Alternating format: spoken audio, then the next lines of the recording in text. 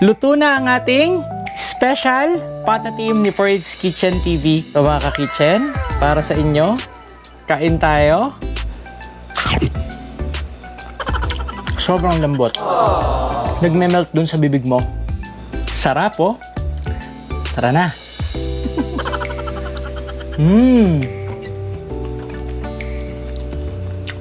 Sarap, ang lambot. Parang utak, sipsipin natin.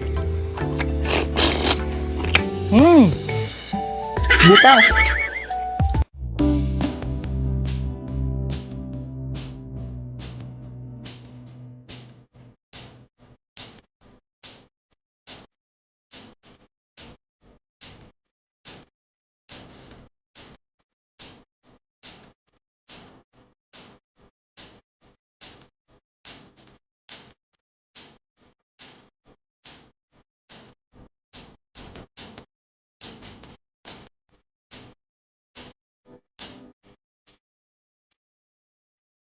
Hello everyone! Welcome to Ford's Kitchen TV. So, ngayong gabi, gagawa tayo ng isa sa favorite kong recipe na hindi ko pa na-share sa inyo. So, gagawa tayo ng napakasarap na version ko ng patatim. Actually, iba't ibang version yung patatim, pero ito yung version ko. Kahit saan mabibili mo yung mga ingredients, at higit sa lahat, napakasarap. Mapapa-Andy rice na naman kayo. So, bago ang lahat, wala ba kayong napapansin?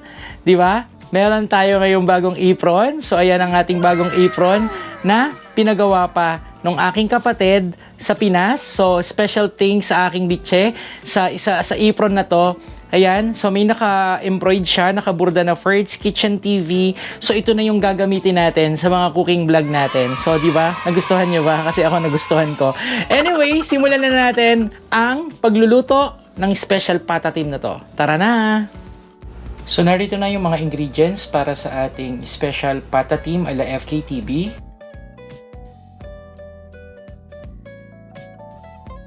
Ilagay na natin yung ating 14 cloves of garlic. Alam niyo naman si FKTV, mahilig sa garlic. So, ilagay na natin.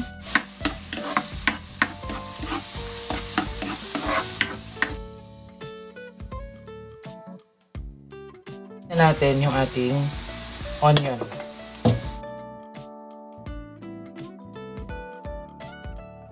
Dahil translucent na yung ating onion, maglagay naman tayo ngayon ng ating 1 tablespoon of fish sauce. So 1 tablespoon lang yung ilalagay natin kasi maglalagay pa tayo ng soy sauce mamaya. Nagbibigay lang talaga ng ibang flavor ang ating patis. Kaya lagi ako naglalagay sa kahit anong pag-igisa ko.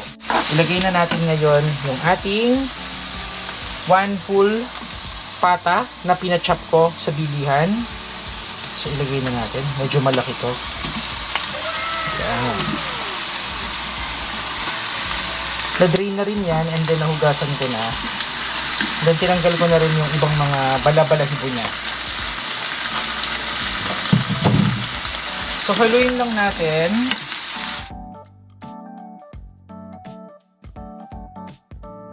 Takpan natin and then balik tayo after 10 minutes. So after 10 minutes, buksan na natin. So ayan, kumukulo na siya at humalo na yung ating gisado sa ating pata. Syempre matigas pa yan. Sing tigas pa ng bato yan, di ba? Alam naman natin matagal magpakulo ng pata. Pero preferred ko kasi talaga kapag nagluluto ako ng mga ganito, ng mga pata, hindi ko siya pine-pressure cooker kasi mas masarap yung manually na pinalambot mo kaysa i-pressure cooker mo kasi nabibigla yung lambot. Yung lasa nung lumalabas dun sa bone, hindi mo makukuha. So ngayon, ilagay na natin yung iba pang pampalasa. Ilagay natin ngayon yung ating 1/4 cup ng ating soy sauce. Followed by ito, 1/4 cup ng ating suka. So wag nating haluin. And then ngayon, ilagay na natin yung bida sa ating recipe. Ang isa sa nagpapasarap dito. So, gagamit ako ng 2 lata. Kasi alam nyo na, ito din yung magsisilbing liquid natin para mas mapalambot natin.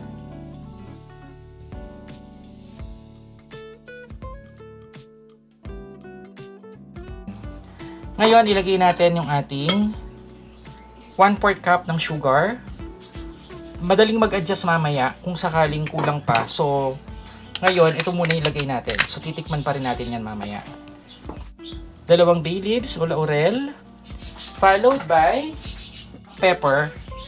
Ito, mag-grind tayo, pero maglalagay din tayo ng buong paminta.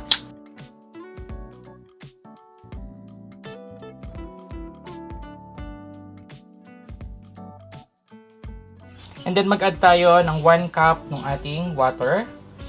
Kailangan mas maraming liquid kasi matagal talaga siyang palambutin. So, ito yung kailangan talaga. Huwag nating haluin dahil naglagay tayo ng vinegar. Takpan natin and then balik tayo after 15 minutes. Medyo matagal itong pakuluin pero balikan natin after 15 minutes saka natin haluin. So, after 15 minutes mga ka-kitchen, ayan na. Buksan na natin. So, ang bango na. Naamoy ko na yung amoy ng pineapple. So, yan. Hininaan ko lang yung apoy ngayon into medium to low heat. As in talagang low heat cooking tayo para mas mapalambot natin ng husto yung ating patatim. So, kung mapapansin nyo, so ayan o, medyo lumalambot na siya pero iba pa rin talaga yung matagal na pagpapakulo. Hindi biro talaga magpakulo. Minsan it takes 1 hour to 1.5 hours. Tikman natin yung sauce kung ano pa yung kailangan nating idagdag. Sakto na yung asim at tamis. So magdadagdag pa tayo ng 1/4 cup ng soy sauce. Diba? To make it darker din. Para, bali ang nalagay natin is 1/2 cup of soy sauce. Takpan natin to in medium to low heat. Low heat cooking tayo para mas lumambot. So, in-adjust ko na yung ating kalan. And then, takpan lang natin. Balik tayo after 30 minutes. Haluin natin and another 30 minutes ulit. After 30 minutes, mga ka-kitchen. So, ito na. Medyo nabawasan na yung sabaw niya, yung pinaka-sauce niya. And lumabas na rin yung natural oil ng ating pata. So yan, medyo lumalambot na rin siya, pero kulang pa to. Gusto ko kasi sa ganito, yung talagang sobrang lambot. Yung natatanggal na yung mismong laman dun sa buto, at saka yung balat. So, haluin lang natin. Then yung another 30 minutes natin, hindi na natin siya tatakpan. Kasi papakuluan na lang natin siya nang naka-open. Kasi once kasi na tinakpan natin, mas magtutubig pa, babagsak yung steam dun sa takip. So, hindi natin mapapatuyo itong ating patat. Pakuluan lang natin siya ng mahinang apoy. Maglagay din tayo ng siling labuyo. Yung siling labuyo na yan, mag-aano yan, medyo lalambot yan at saka hahalo na doon sa ating sauce. Grabe, ang sarap nito. So, balik tayo ulit after 30 minutes. So, ito na mga ka-kitchen, after another 30 minutes, eto na. Eto na yung inaasam natin na texture. At talagang lumambot na rin yung ating patas. Diba, malambot na siya. Parang jelly na yung balat. Ayan, natanggal na rin tong balat na to. I-serve na natin. Okay lang yung may ganyang sauce dahil masarap tong isabaw sa kanin. So, i-serve na natin. At eto na, tikman na natin mga ka-kitchen. Luto na ang ating special patatim ni Ford's Kitchen TV. So, ito na, tikman na natin. Kain na tayo at tikman natin itong napakasarap na to. So, meron ako ditong tubig at yung ating brown rice. Siyempre, gawin nating balance. Brown rice tayo. Dito ko lang nilagay sa baba kasi hindi kasya. So, tikman na natin. Kumuha tayo nitong isang natanggal na dun sa natanggal na dun sa buto. Ito.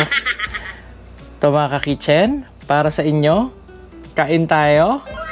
Wow, ang lambot. So, kumuha tayo ng sauce. Ayan, no? Yan yung sauce natin. Lagay natin sa rice. Eto na. Tikman na natin. Sauce muna.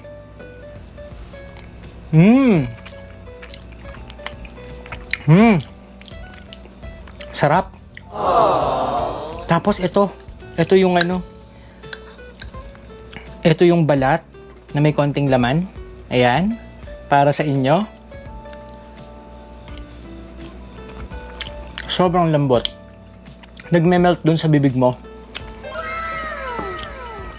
Balance yung asim, yung alat, may konting anghang, at yung tamis.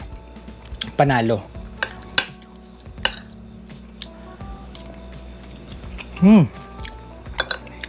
Nakita nyo yan? Nakita nyo yan? Sarap, oh. Tara na.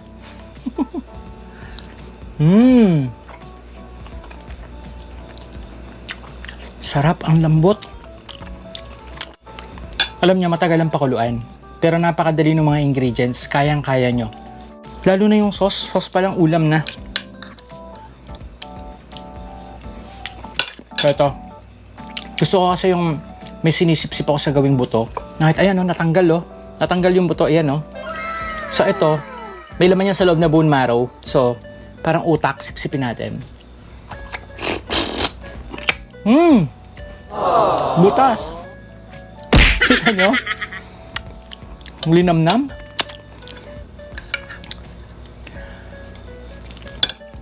Mga pala mga kakitchem, maraming salamat sa mga nagsusubscribe, sa mga nanonood. Eto, sunod-sunod na naman yung upload natin. Sana dire-diretso na talaga.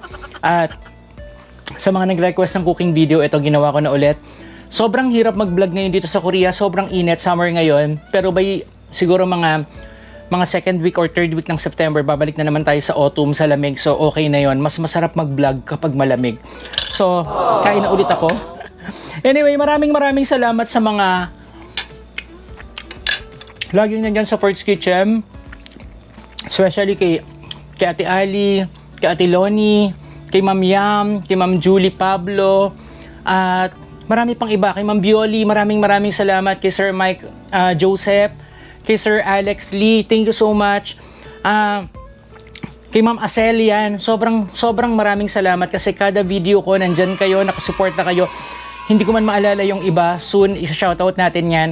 Maraming salamat sa patuloy na pagsuporta sa Ferds Kitchen TV. At sa mga bago pa lang sa channel ko, don't forget to like, share, and subscribe to Ferds Kitchen TV. See you sa susunod na video. Pero bago ang lahat, kainin ko muna tong isang malaking buto na to. See you sa susunod na video. Bye-bye!